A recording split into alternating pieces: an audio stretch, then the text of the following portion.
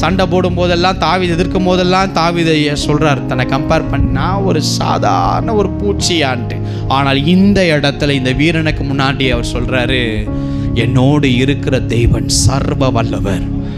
நான் என்கிட்ட எந்த வெப்பன்ஸ் இல்லைனாலும் அவருடைய பிரசன்னம், அவருடைய வார்த்தை, அவருடைய மகிமை எனக்காக இந்த பள்ளத்தாக்களை எதையோ செய்ய போகிறத இந்த சுற்றி இருக்கிற இந்த ஜனங்கள் பார்க்க போகிறது என்பதை அவர் விசுவாசித்தால் பாருங்க, தேவன் பாருங்க, நல்ல கவனிங்க. இந்த இடத்துல கோலியாத் இப்போ எதிர்க்க ஓடி வரான்.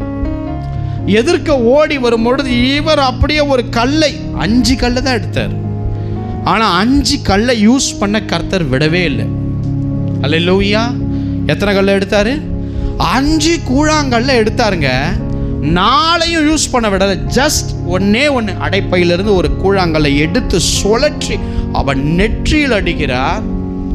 கரெக்டா பாருங்க, இந்த மூளைக்கு போகிற நரம்பு அது சரியான இடத்துல போய் அந்த நெற்றியில் அந்த கல் பதிந்தது.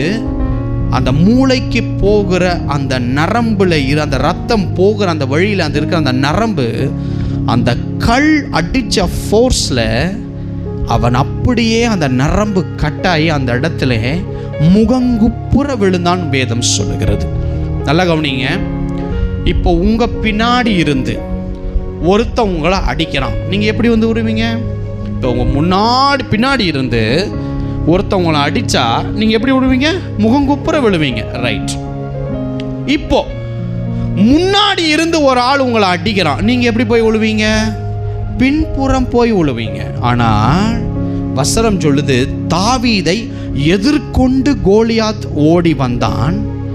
ஆனால் தாவீது அடித்த கல் நெற்றியில் பட்டு அவன் பின்புறமாய் விழுந்திருக்க வேண்டும். வேதம் சொல்லுகிறது, அடித்த கல் நெற்றியில படிந்து கோலியாத், முன்னமே இருக்கிற கோலியாத் முகங்குப்புற அப்படியே கீழே விழுகிறான். அன்பானவர்களே, காரணம் என்னவென்றால் கோலியாத்திற்கு பின் தேவனுடைய கரம் அவனை அடித்தது.